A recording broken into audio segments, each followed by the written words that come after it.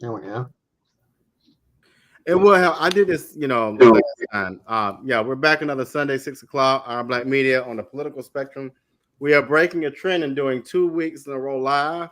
We Clint and I are. I just mess around. How's it going this week? Weekend, Sunday, whatever. I was going good here in Atlanta, Georgia. I mean, we're ready for this general election now. A rematch of Donald Trump and Joe Biden. Who's all excited about that? Yay. Well, we're excited. We're excited because we have green beer and a lot of people on the river, aren't we, Clint? Oh, yeah. We have flooded people coming. Yeah. I'm excited about the green beer. So our first 10 minutes, y'all know what it's about. Clint, you want to kick us off on the first 10? Well, the inevitable finally happened, which I think most of us all knew. Nikki Haley finally conceded. Boo. I don't know why it took her so long, but don't get me wrong. I understand not being able to accept defeat, but come on, you got to come to reality at some point.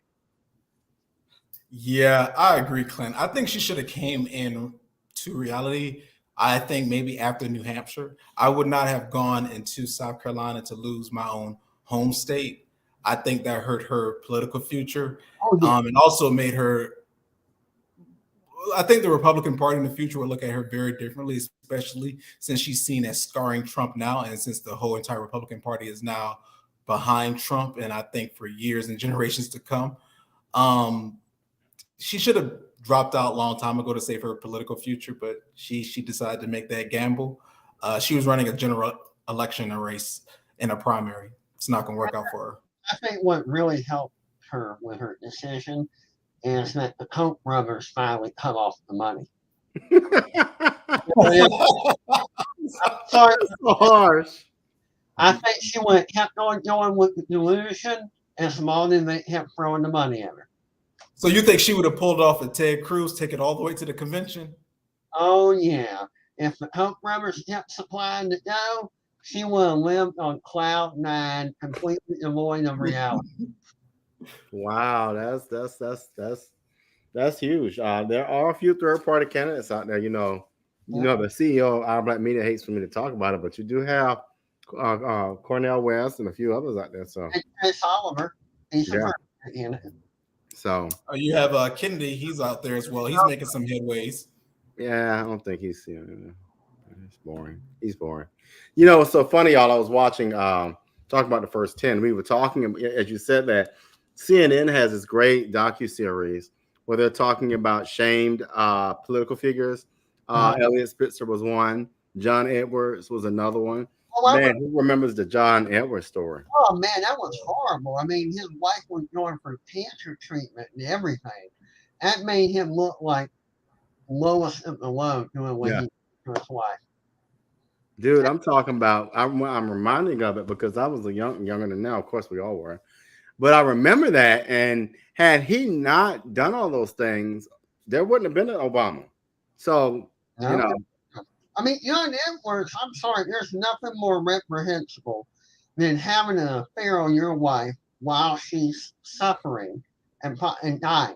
I mean, you just, boom, you lost. Well, and then to get your side piece pregnant was a bit much on a national stage. Like, bro, like at some point you got to be like, leave that alone. And then they try to pass up to a camping staffer like, I mean, oh gosh. Hey, my wife is dying. Let me have an affair and get the woman pregnant at the same time. I mean, you might as well just put Cretan on your forehead. Jackass. Yeah. So that's pretty cruel. That's real cruel. I mean, to be honest with you, it's funny we talk about Trump. At least Trump telling he gonna grab him by the pee. I mean, come on. He's honest. I mean, in fairness, let's quote him correctly. He said they allow you to grab them. Yeah, true. Why to be so darn focused on the words? It matters. Context matters. let's straighten out technicality. He's saying that you can have any woman you want if you're famous, but he could have said it differently, where it means some vulgar. But then again, we're talking about Trump, so you know. Well, okay. We got one more. We got a few more minutes. What's another hot topic out there, political hot topic, before we get on our main topic today? Well, I want Rand Paul to step up and become the minority head in Congress. I think he would be a perfect replacement for Mitch McConnell because I'm sorry, but the libertarian in me prefers Rand Paul over the other Republicans. Sorry. I have to agree with you on that one. I'm kind of open to Rand Paul. I would say John Thune, J.D. Vance. I'm kind of leaning on Marsha Blackburn and also Attorney Jody Ernst. I think, and Marco Rubio. I would throw Marco Rubio name in that mix as well. I think it's time for the Republicans to get some new blood, some young blood. I think it's we need to look in a different direction than where we're going. I just don't want Marco Rubio. But having the last presidential bid, he just, I just don't think he's right for the office. I think Rand Paul would be better for you guys, for the conservative movement. And he agrees with a lot of us libertarians on some issues. And I think he's more likely to be able to work with Democrats than other Republicans. That's my idea. Speaking of Republicans, who is that idiot that you all had give the rebuttal? What? Who is that idiot? Huh? Your sound went out. What did you say? Can you hear me now? Is it better? Okay. Am I there? Yeah, I can hear you now. No, who is the idiot they had doing the rebuttal the other night for Alabama woman? I was just embarrassed for everyone. That was weird. That was really was like, what are you? What are you? Is she in? Okay, it's fine that we're talking about the rebuttal, but let's talk about the main event. That main event from Joe Biden was horrible as well. We can talk about the rebuttal. The rebuttal was terrible, but let's give it. But I mean, it was from shit to garbage. I mean, no, Biden came out. I'm gonna tell you, he was in your face. He was unapologetic. And he went for the gusto, and Bobby, hold on. The fact that every Democrat that was watching was worried if he can make it through the hour, and he did, was their first thought. And so that was the first accomplishment there. So that's the only reason why a lot of Democrats are so happy, because he did not pass out on live TV. He really didn't stumble, even though he did mess up the poor lady in Georgia name. He fucked that up. He really did. I mean. As the only libertarian in this little circle, let me just say, pharmaceuticals are a wonderful thing. I think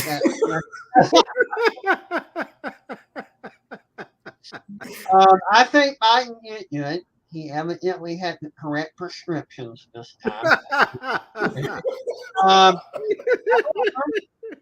wish he had been more positive rather than adversarial. I understand he wants to address the issues, and I understand he wants to rebuttal everything coming from the Republican side, but he should have addressed the people with a positive note and ignored addressing the Republican side until it's time for him to run. I think this has been a moment for him to uplift everybody rather than trying to meet his competition head on. Well, what he had to do, and coming from someone who was a DPG member, for me, I needed to see a little more energy. I needed to see a little more. The problem that the Democratic Party has had, and I've said this out loud, is being wimps. I'll go back to when Obama had the chance to pick Merrick Garland, and we wanted to play nice and play footsie. No, put your foot up their ass. That's what we need to start doing. And the Republicans do that all too well. They don't back down. They're not over here worrying about how your feelings are. They get it done. And so I was happy to see for once that Biden got out there and said, we don't give a damn, IDGAF, and we're just going to put balls to the wall on this. That's what was needed. Yeah, I'm not against his interview, and I'm not against him, showing that he can stand up. I just wanted him to be positive. No pun intended. Yeah, sorry. I want him to be or an address. It's not campaign, at least not yet for him. I think he should have carried how can I say it, the content to the campaign trail, and this time just address the people in the whole. Then attack the Republicans when it's campaigning time. Yeah, I get it. Let's call a spade a spade. Biden is a weak president.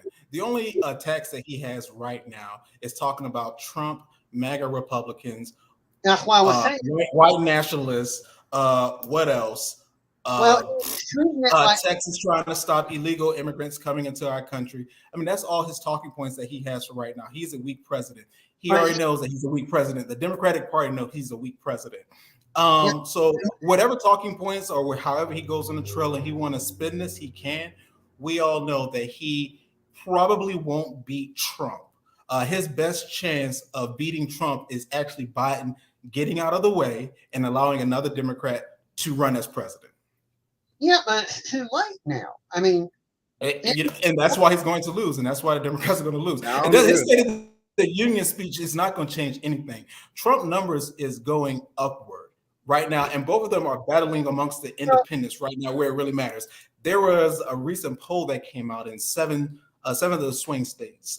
Georgia, North Carolina, Wisconsin was on one of them. Trump is now winning in those swing states where Biden once won. So it's really crunch time for Biden, and Trump is already making headways with the blackmail vote. He has a radio ads right now on the black radio station. I was actually surprised to hear a Make America Great ad on 94.7 in Atlanta, Georgia. Well, the mistake that Biden made, in my opinion, I know you're going to disagree with me, Robert. He gave Trump free advertisement by talking about him constantly in the president's, I mean, in the address. If he had just ignored Trump and addressed the American people, Trump wouldn't have had the free advertising and build up. Yeah, I can see it. The statement the president's making, Biden keeps making, everyone in the administration, Trump. You're propping your competition up by acknowledging their existence. Yes. Obama would have never made that mistake. No, I agree. It's one of the it's one, and this is a free campaign, you know, for anybody who's going to run. The one thing you never do is mention your opponent's name, whatever. My rule of thumb is always the opponent or the incumbent or whatever. Outside of that, you'll never hear me use their name. But you know, let's shift out. Go ahead. I don't think I used the name of the incumbent when I was running. Yeah. I might have messed up. I might have, but I don't think I ever uttered their name, and I did that on purpose. Yeah. You give them free advertisement. You give them free credit, and you're propping them up, whether you realize it or not. Yeah. And they've been doing that from day one in the Biden administration.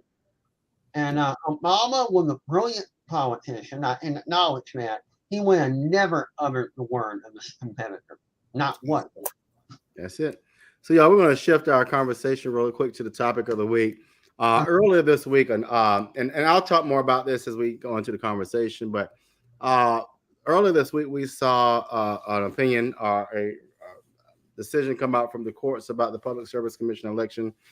Again, and Dante's going to hate this comment, but before I go to it, I'm going to make the comment. I'm going to play this. This is nothing more than voter suppression by the Republican Party in Georgia. That's all it is. But we're going to get to that.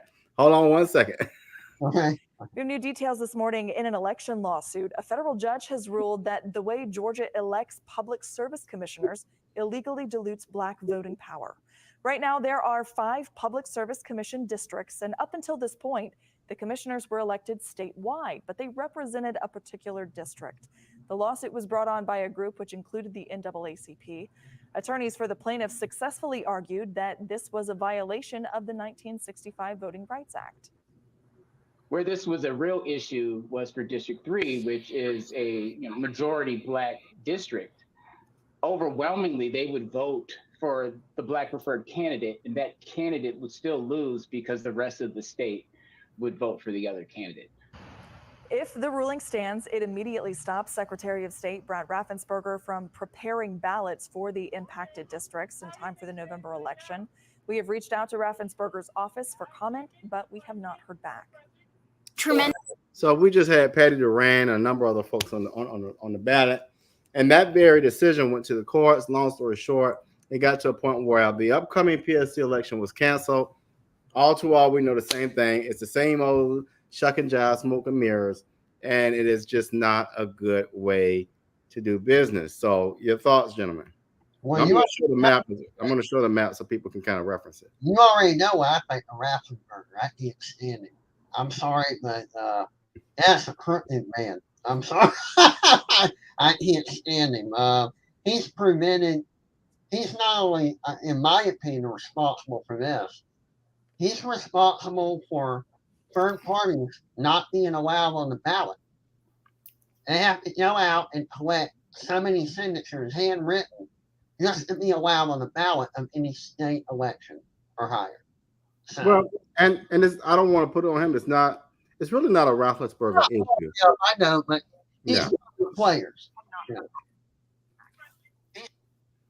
You know, I just think that the sad thing about it, and so for those of you all who don't know, something I think y'all gentlemen know, myself, when Ossoff and Warnock ran together, it was myself and Daniel Blackman who ran for the Public Service Commission. Now watch this. This pink area you see at the bottom is the area I ran for, District 1. And Blackman ran for the green.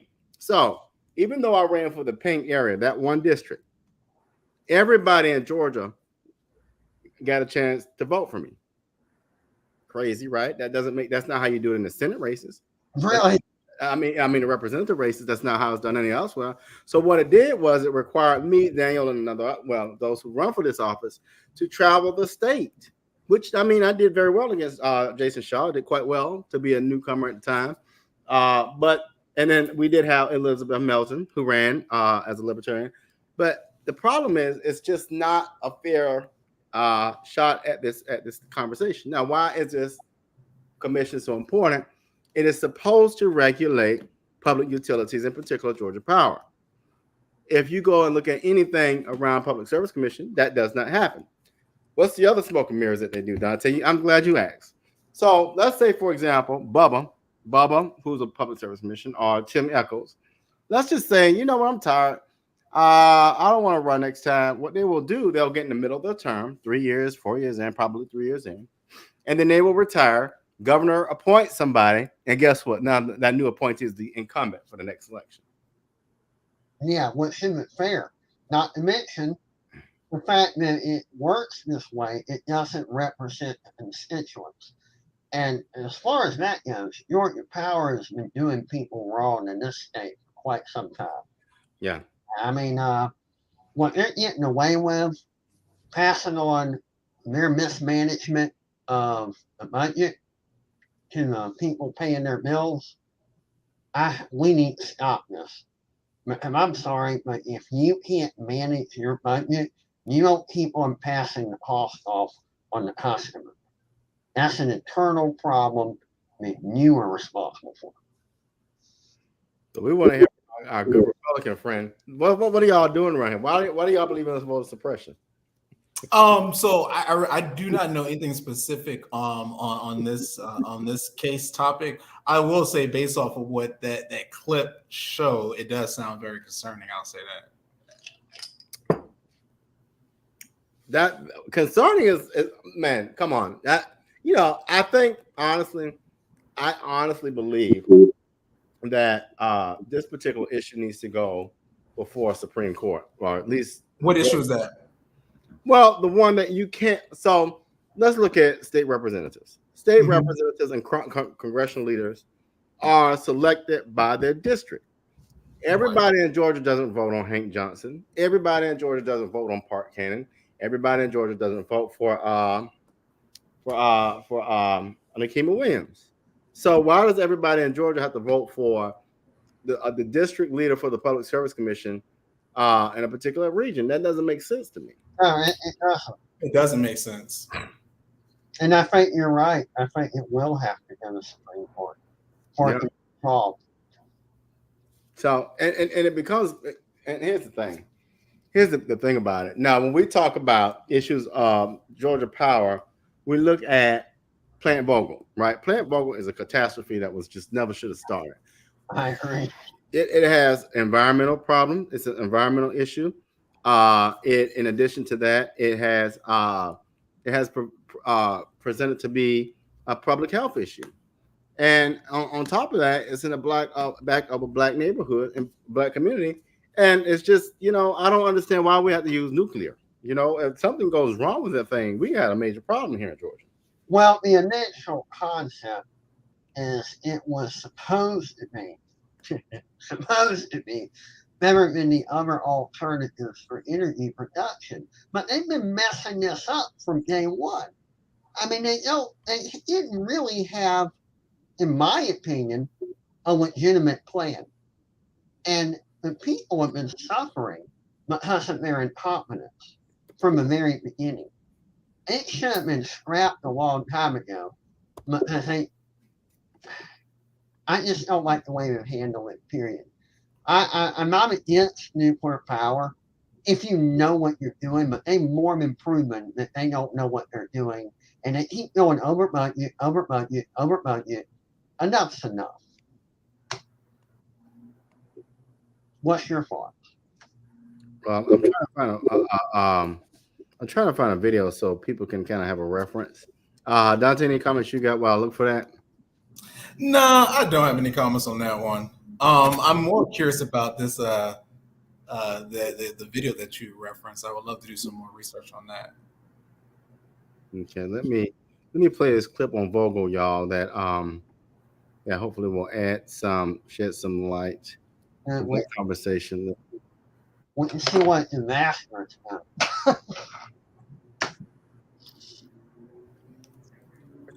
Two nuclear reactors right now. So who should pay if the costs go over their budget?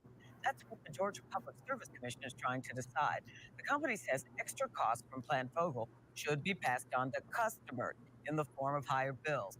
Critics say Georgia Power profit should be cut. Both sides made their argument today to PSC. That agency's own study group says Georgia Power's profit should be cut if construction runs $300 million or more over budget. PSC staff proposal is a way for the ratepayers not to shoulder the entire cost of any cost overruns. The PSC is scheduled to vote on that issue next Tuesday. Gwinnett County. Okay, so now this is when Daniel and I were running. That was this. Y'all know how long ago Monica Kaufman was on air? How long? Since that time, and I don't have the exact number, Georgia customers have eaten, I'm close to say maybe close to $6 billion or more.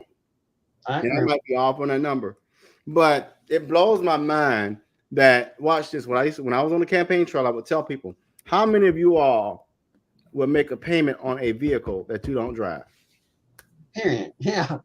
I mean, I'm sorry, if this was any other business, it would have went bankrupt.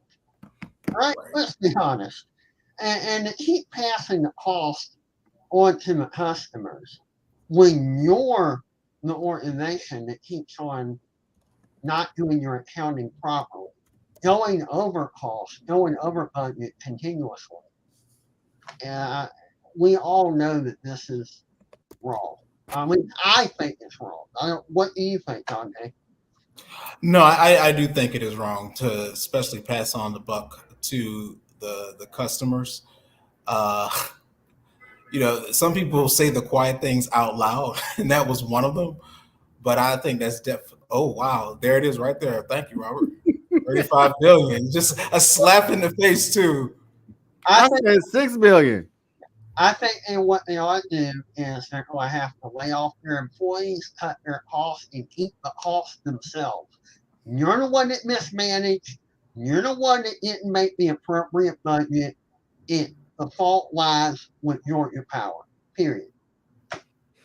Well, and you got to be very careful. This is what kind of stubbed my toe when I was running. And I think some people didn't get this, but when you say cut off employees, I mean lay off employees, you're talking about Georgia Power employees, because the one thing I will support in Vogtle is that our labor unions are able to eat, and our labor union folks are able to eat. So that's the only caveat to that I can deal with and accept. Our labor unions can benefit and profit, as well as our not profit, but they can provide food and shelter and the necessities for their families. So I will support the labor union participation in this, but $35 billion passed on to Georgia Power customers. We got to do something about that. It's not them promoting unemployment.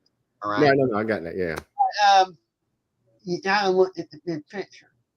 If you don't cut costs by having not just the employment, but other things that you're in power, then everybody else is going to face the punishment and a rise in prices. Whereas at least the people who lose their job at Georgia Power, they have a chance to get another job, and we should help them get another job and let Georgia Power suffer. Not make everybody else pay. 7 years behind schedule. Wow. Shit. Oh man. Yeah, this your folks. Well, I'm talking about I don't even know what to say behind that. Usually, after the first year, somebody's not completing a task, you'll let that person go. When I talk about 7 years, that's a long time. Yeah, but I'm talking about termination, I'm talking about the higher ups. They're making these bad decisions. And trust me, and they're making plenty enough money. I don't think we have to worry about them being homeless. I'm talking about the executives. They're making all these bad decisions. But well, let me break it down. Let me break it down to sheer numbers for you. So that number translates to an additional $15 a month on your Georgia Power bill. If you look on your bill, you'll see it broken down as a line item. $15 a month. So 15 times 12. Who can do the math real quick? 15 times 12 is how much? Let me see. I'm not great at doing math in my head, but let me calculate that. 15 times 12. My bank account. Well, it would be.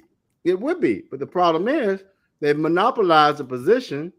And by monopolizing the position, we can't get a real conversation, a diverse conversation. So that's close to $200 a year that you are paying. I'll let y'all figure it out. Now, what we're going to do, we're going to go to the ballot box and change that or what? I don't know. But hold your thoughts, gentlemen. We're going to do a commercial, and we'll be right back.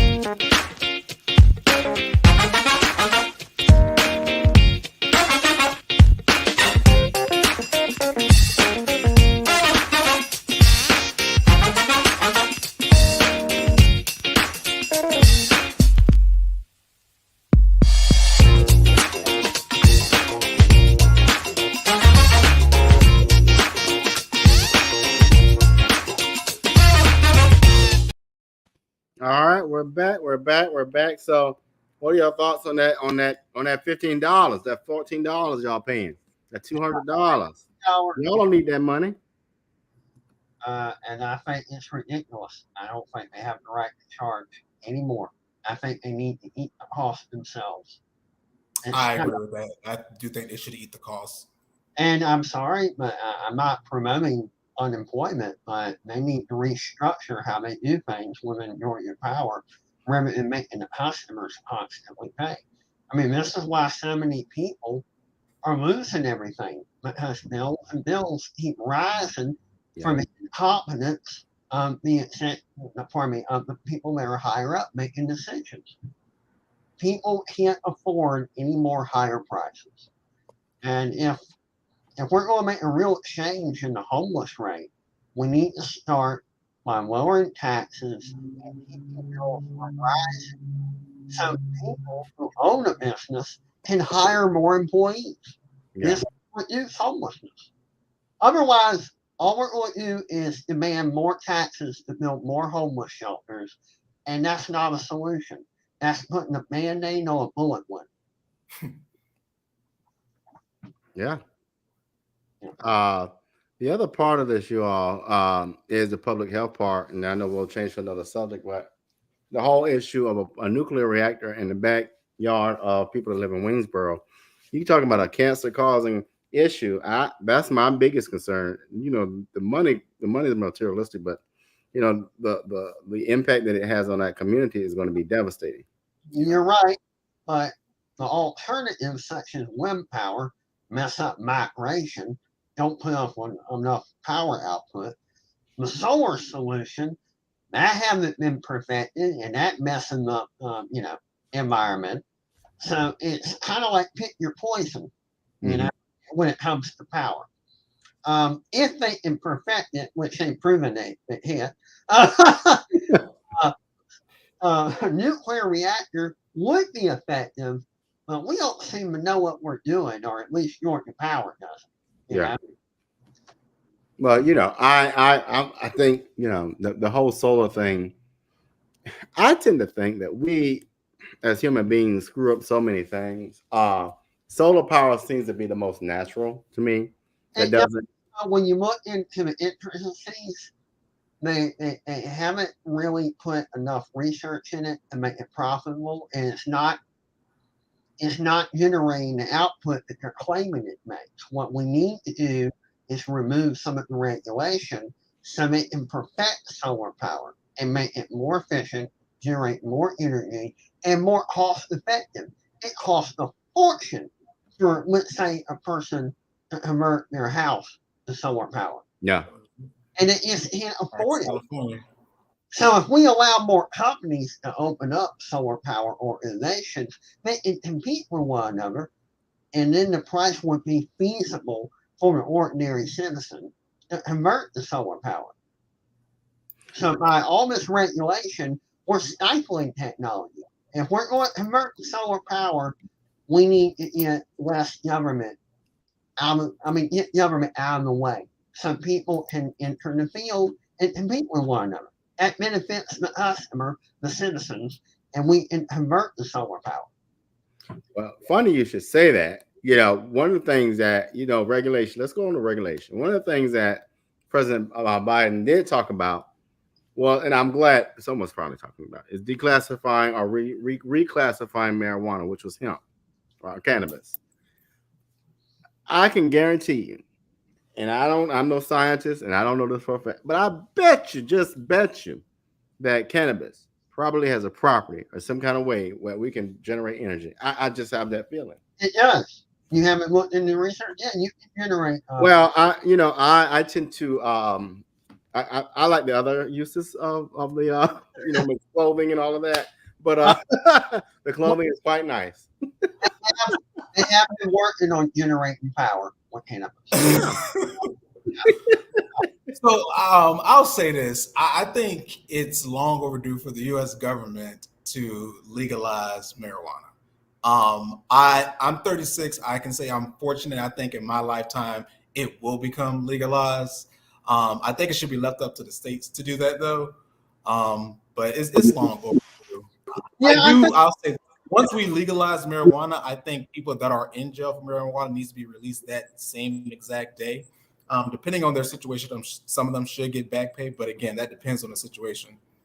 I think the states will come around. I don't think the federal government needs to interfere. I actually think the states will come around. And if we get people to understand that it's not just recreational, it's medicinal. And a lot of people, especially children, need it who are suffering. I think if we just show people the positive aspects of the drug, it won't be demonized anymore.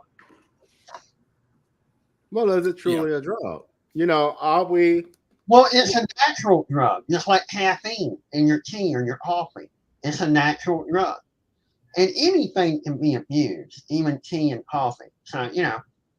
I agree. Yeah. But I'm big on words. Is it a plant or is it a drug? You know? Is Well, it agriculture? Could you're, agriculture be a drug? no, you're looking at drugs in a negative context. I don't look at drugs. Good point. It depends on how you use a drug.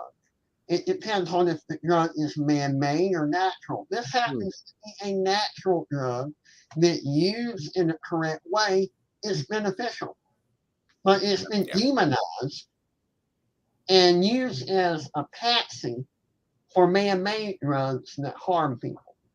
I'm sorry, but I don't believe marijuana leads to harsher drugs. I believe that they've been blaming marijuana for everything. I mean, it's just gotten to be ridiculous. I'm gonna find a video on it real quick. Mr. Thompson, thoughts? I mean, just to piggyback off of what Clinton said, I don't think marijuana leads to heavy drugs, as some people try to say. I mean, if you want to do heavy drugs, you're going to do it anyway. Sex could lead you to heavy drugs, so it's not just about marijuana. Yeah. I really think the state should just go ahead and legalize it. If anything, they should, of course, tax it. Make sure that tax go to some type of education or some type of infrastructure in the state, or maybe help the homeless or something for our veterans. The tax money should be used in a very good cause, not for any business related matters, depending on what the business related matters might be. If it's something for energy or advancing the future, I think that's something worth talking about.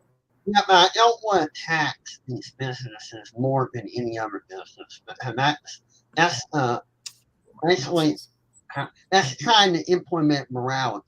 I don't want people opening up, a business for marijuana being taxed more than everybody else. I want it to be the same as any other business. Otherwise, that's a vice tax, and you're trying to legislate morality, and I kind of disagree with that. Yeah. I'm going to play this clip really quick. I never watched it, but then we can all kind of have a fair reaction to it. Okay. Cannabis laws in America have been in effect since the 1600s, although not like you'd expect. According to a decree by King James I, all colonists in the Virginia Company were ordered to grow hemp for export. Recreational use of cannabis was highly associated with the wave of Mexican immigration to come to the US after the Mexican Revolution of 1910. They referred to the drug as marijuana. In the thick of the Great Depression, massive unemployment was creating anxiety and fear among Americans, who were attributing violence and crime to the drug. In the wake of these concerns, the government created the Federal Bureau of Narcotics. The man running the agency was Harry J. Anslinger, a bureaucrat and overall buzzkill. Anslinger, along with newspaper publisher William Randolph Hearst, spearheaded a massive propaganda campaign to convince Americans of the inherent dangers of marijuana.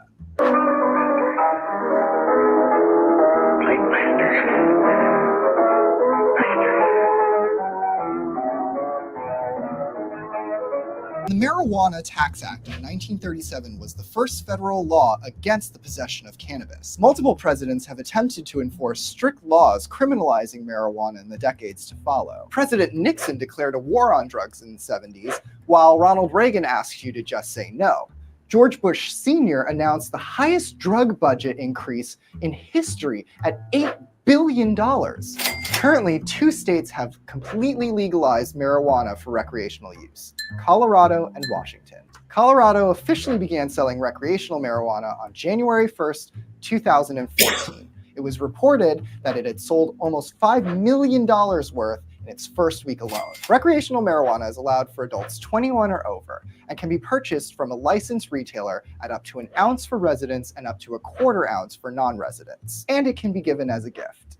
9 states have laws that allow the use of marijuana for medical purposes. 9 more states allow for the use of medical marijuana and have decriminalized possession laws. 6 states have decriminalized possession laws, and all the other states consider possession of cannabis a criminal act. To learn more about marijuana legislation, check out Mashable's latest coverage. All right, what are your thoughts? Here are my thoughts. I think the age needs to be lowered to 18. If you can go to the military and go to war, you should be allowed to utilize cannabis. I'm sorry, but 21, I don't agree with. I'm the same way when it comes to alcohol. Even though they elevated it to 21, I think it should have stayed at 18. But if you can die for your country, you should be allowed to take an alcoholic beverage. Now, as far as DUIs or abusing anything, where it's alcohol or cannabis, that's not, that's just personal responsibility. Um, Elevating the age to 21 is not going to make people more responsible. If you can buy land, if you can vote, and if you can serve in the military, you should be allowed to drink and use cannabis. The only exception, children who are suffering from cancer, leukemia, they should be allowed to receive marijuana because of their suffering. I know that's under 18, but it's a medical reason. I'm sorry if I'm angry. No, so I have to disagree with Clinton. Sorry, I do think that it should stay at 21. I going to 18, I think is a little bit too young for me. Staying at 21 is the perfect age. I hear where you're coming from about voting, serving the military. I know how I was when I was smoking marijuana at that young age. I will say I was blessed to have people in my life to guide me in the right direction so I didn't, go down the wrong path. Unfortunately, a lot of people aren't blessed in my situation. So by some of them smoking marijuana at a young age, that can already put them down the wrong path. At least, hopefully, by between 18 and 21, they can figure themselves out. And if they do decide to experiment with it, they are now more in a mature state of mind.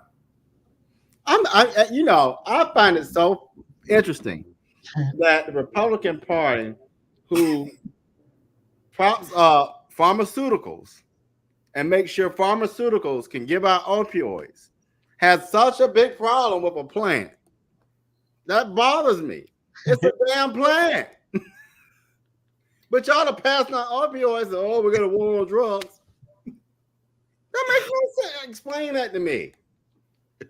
Explain that someone under the age of 21 should not be smoking. No, but at the same, you got Buddy Carter here, very known.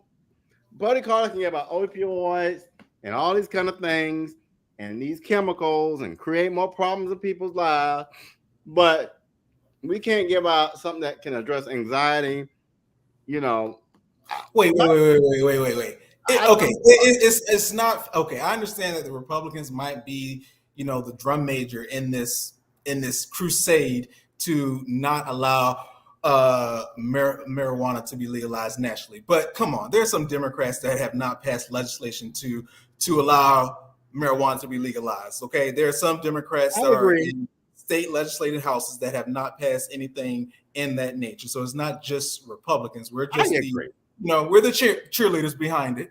Well, and, some of them are old, and don't worry, they're about to come to Jesus very soon, and you have a new generation that is just looking at this argument very differently, who really don't care about marijuana because we all see it just as a plant anyway.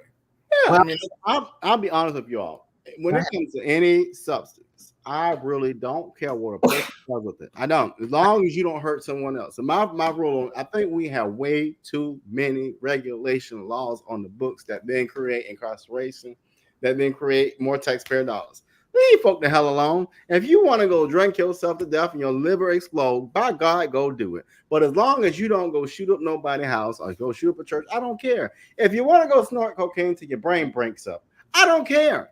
But the problem is we have too many regulations. Let folk be who they are. It's their body. Well, I agree with you partially, Bobby. I do think people should do whatever they want. If you want to, smoke some cocaine, shoot up your arm, by all means do that. However, there are some people who, when they get that stuff, that spice, that sugar in their system, they take it to the next level. They might decide that they want to go shoot up some places or actually bomb a place. That's when we where I might just have to be delicate about this. But there's some people who don't touch this stuff and still go do it. So you really can't regulate. I mean, we try to regulate stuff we cannot regulate as a country. It just has gotten out of control.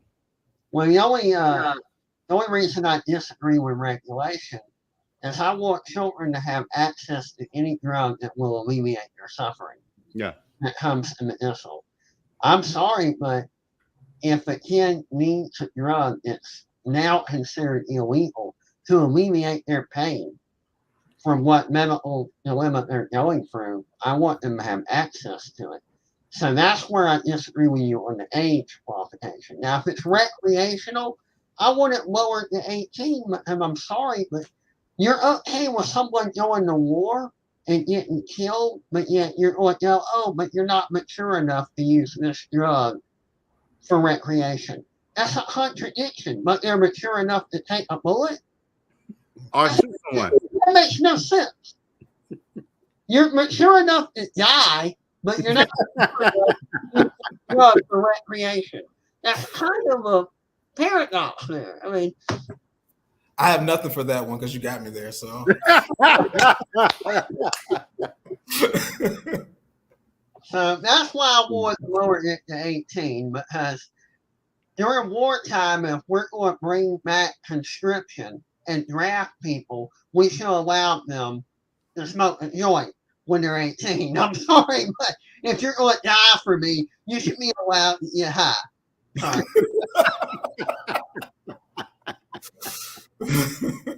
Listen, I'll take it about just be as you die. Think about it. You're in the Vietnam War, you're laying over there, you just took a bullet. Hey, why not? Something's gotta calm you down.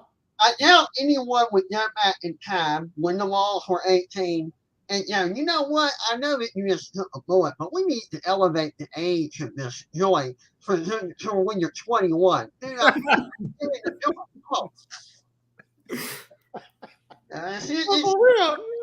We're asking people to possibly die for their country, and then we're going, no, you can't drink until you're 21.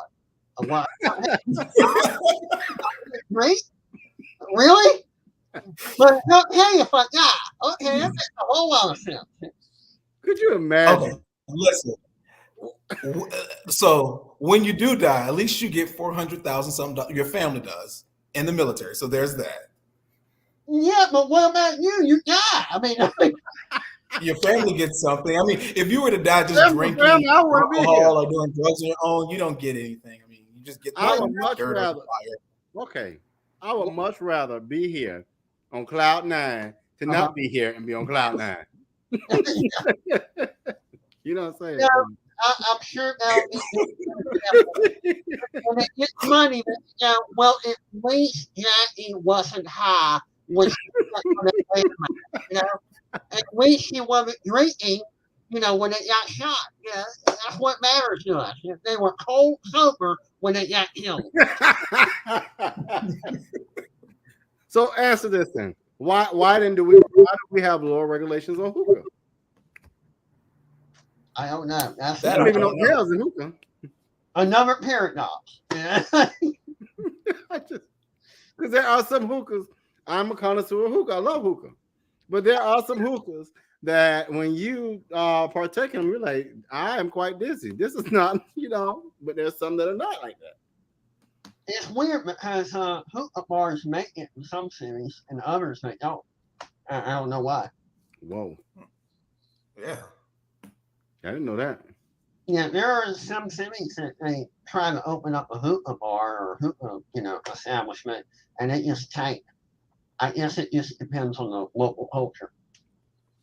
Well, yeah, and a good number of them that I'm aware of also have alcohol pieces connected. So I want to open not necessarily a bar, but I want to have an open bar because there's nothing wrong having a drink in hookah. I mean, this is one of the reasons why I love going to Charlotte.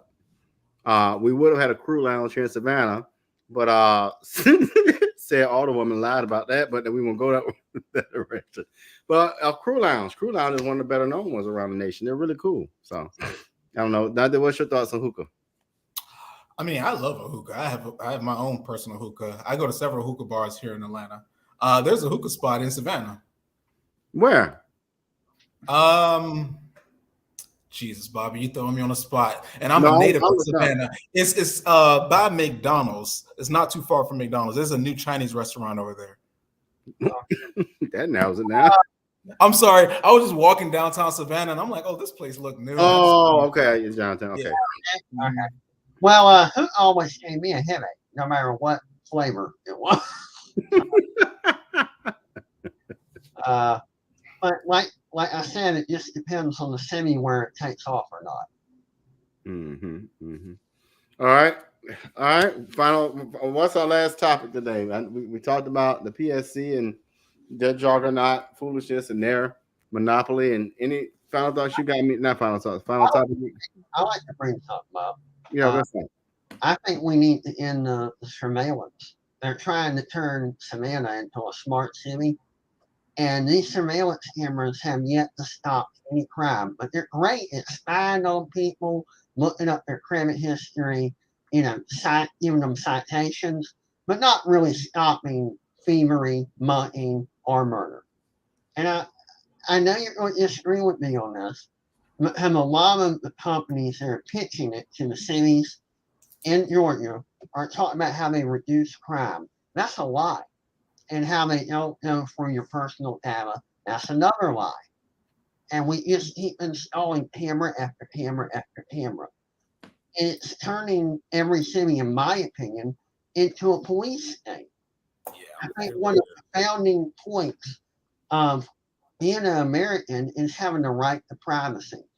And besides, people already expose their own personal life voluntarily. Why you want to do it against their will when we're already giving away our private lives voluntarily? Yeah. I think we need to put a stop to all these cameras. They're not aiming in reducing crime. That is a complete misinterpretation. They are not reducing crime in any way, but they are violating our liberties. Well, to your point, I think the police are for two things: to protect and to serve. And I think sometimes that protection, they stretch it as far as like Play-Doh. They pull it to the Play-Doh breaks.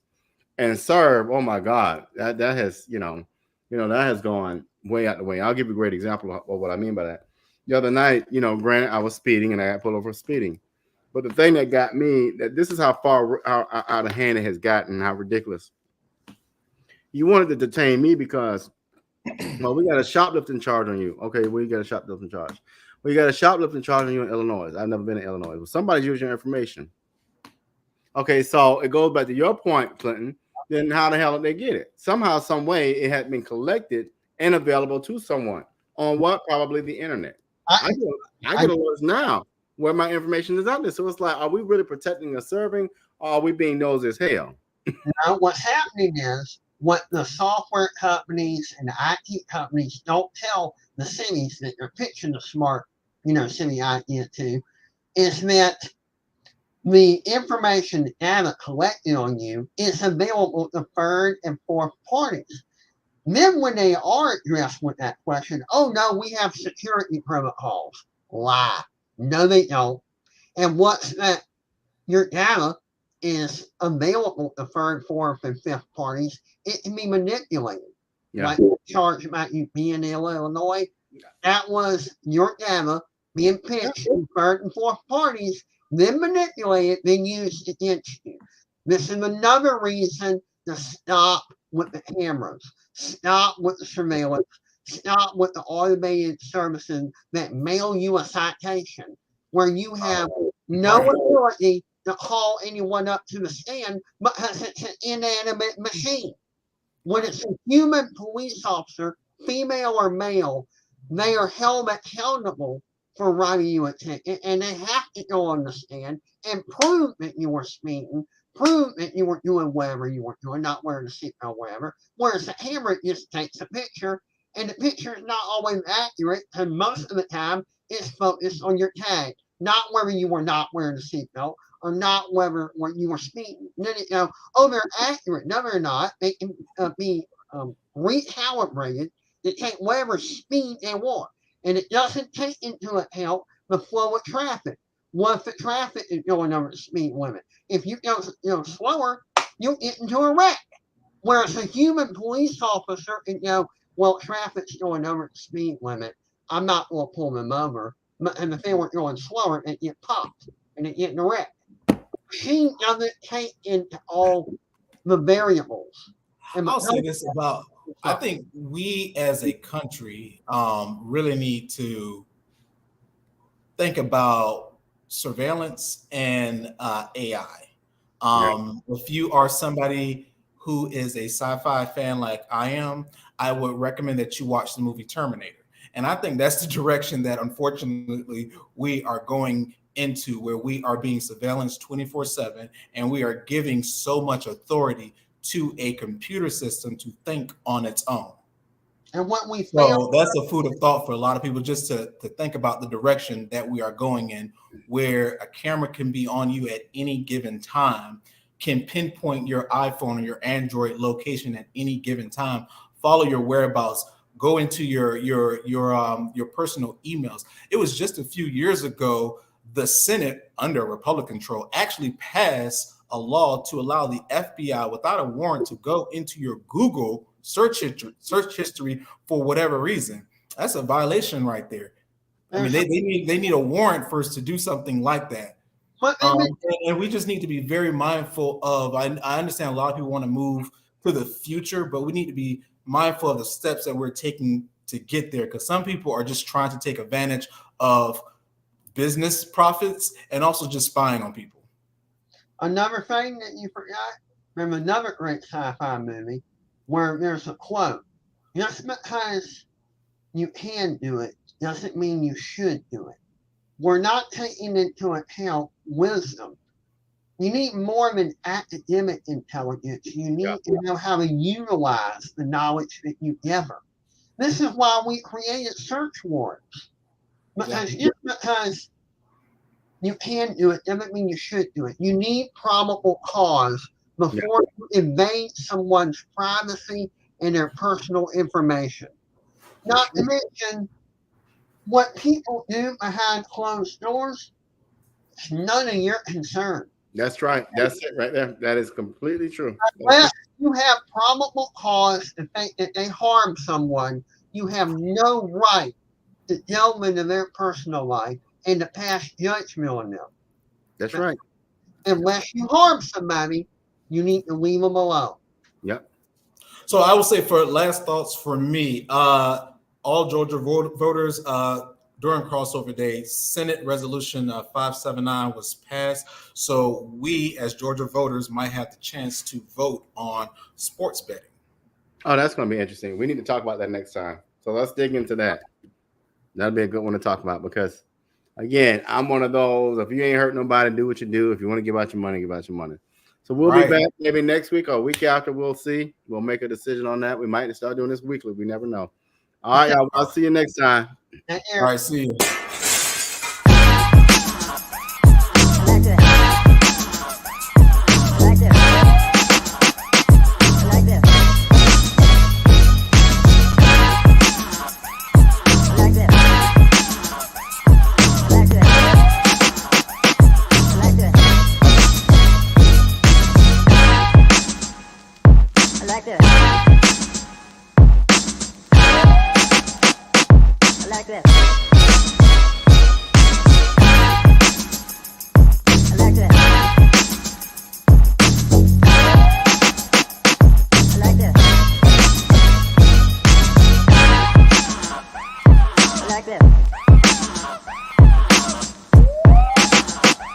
I like that.